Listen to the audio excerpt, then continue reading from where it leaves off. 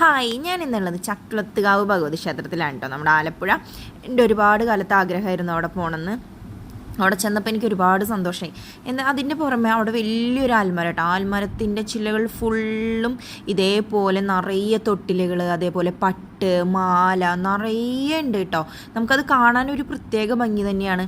അപ്പോൾ നമുക്ക് ഈ തൊട്ടിൽ കെട്ടണമൊക്കെ ഉണ്ണികൾ ഉണ്ടാവാൻ, പക്ഷേ എനിക്ക് ഈ പട്ട് എന്തിനാണ് അവിടെ കെട്ടുന്നതെന്ന് കറക്റ്റായിട്ട് മനസ്സിലായിട്ടില്ല. അപ്പോൾ അതൊക്കെ അറിയുന്നവരുണ്ടെങ്കിൽ എനിക്ക് കമൻറ്റ് ചെയ്യണം.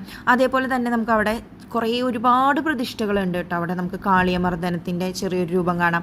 അതേപോലെ തന്നെ ഭഗവതി തേരിലേറ്റ എന്നൊക്കെ പറയില്ലേ, തേരിൽ അങ്ങനെ വെച്ചിട്ടുണ്ട്. അതേപോലെ നാഗൂറ് പാടുക, അത് അങ്ങനെ ഒരുപാട് എന്തോ കൗതുകങ്ങളാർന്ന കുറേ കാര്യങ്ങളുണ്ട്.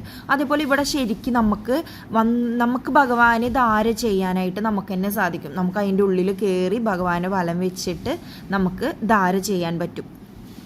ഇന്ന് ദിവസം ആയതുകൊണ്ട് തന്നെ തിരക്ക് നല്ല കുറവായിരുന്നു കേട്ടോ. ഒരുമാതിരി തിരക്കൊന്നും ഉണ്ടായിരുന്നില്ല. സുഖമായി ഭഗവതിനെ കണ്ട് തൊഴാൻ തന്നെ പറ്റി.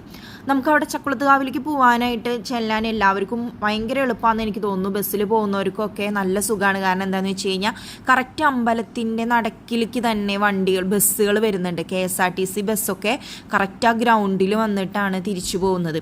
അതുകൊണ്ട് ഒരുവിധം ആൾക്കാർക്കൊക്കെ അവിടെ ശരിക്കും വന്ന് തൊഴാനും കാര്യങ്ങൾക്കൊക്കെ നല്ല എളുപ്പമാണ്. അപ്പോൾ ഓക്കെ, ബൈ.